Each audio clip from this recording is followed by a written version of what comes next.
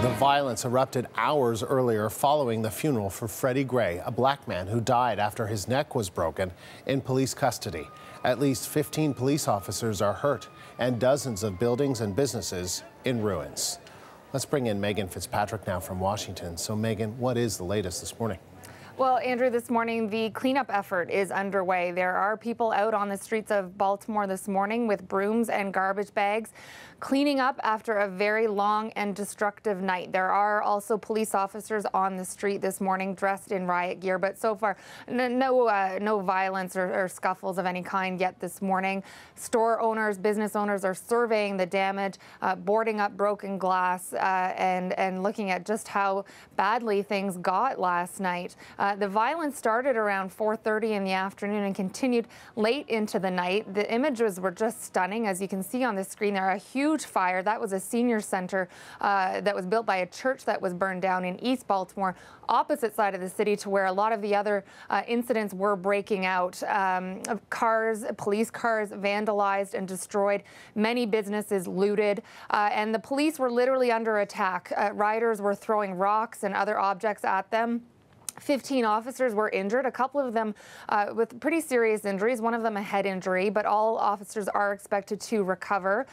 More than 20 arrests were made, but the cops said last night they basically were overwhelmed by the numbers. They simply didn't have enough resources to control the chaos. They didn't have enough officers in the right spots at the right time.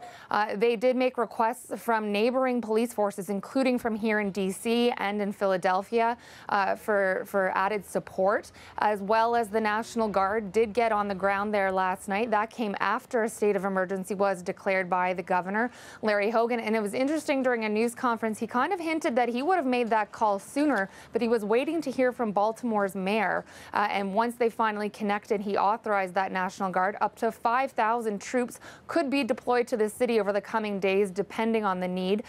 So we'll have to wait and see, but they are on the ground now. Baltimore's mayor did face a lot of questions at a news conference last night, Andrew, about her preparation and reaction to the violence as it was unfolding. She called the people who are carrying out these acts thugs. She vowed that they will be held to account. Here's the mayor. This is one of our darkest days as a city, and I know that we're much better than this. We know that the world is watching, and we cannot allow our city to devolve into chaos. Now, the mayor did impose a citywide curfew, Andrew, that will take effect tonight. That means people will have to be off the streets between 10 p.m. and 5 a.m. That curfew is set to last for at least a week. Now, the violence did break out several hours after Freddie Gray's funeral. The family had been pleading with people to not hold any protests or gatherings yesterday. They wanted the attention solely focused on Freddie Gray and honoring his memory. So they, along with a lot of people in the community, were very, very upset with what happened last night, saying it'll do nothing to further the cause of justice that they are seeking in Freddie Gray's case. Here's what a few of the relatives said late last night. I want y'all to get justice for my son, but don't do it like this here. Don't tear up the whole city, man, just for him. It's wrong. I think the violence is wrong, and Freddie Gray wasn't no person for violence, or Freddie Gray wasn't that type of person to break in those stores and all that. I don't like it at all. Well, this is the worst violence in the U.S. since the rioting in Ferguson and the protests against police that dominated the national agenda. So what's the White House reaction? Well, the President Barack Obama did speak with Baltimore's mayor by phone yesterday, Andrew, as this was going on, and one of his aides also connected with the governor. That came after a meeting between the president and Loretta Lynch, the new attorney general, who was literally sworn in yesterday, just hours before this all started. They did discuss what was happening in Baltimore during that meeting, and then Loretta Lynch issued a statement urging for nonviolence and saying that the White House would be sending officials to Baltimore in the coming days. She pledged to ensure that safety and security is maintained, but also that civil rights are upheld.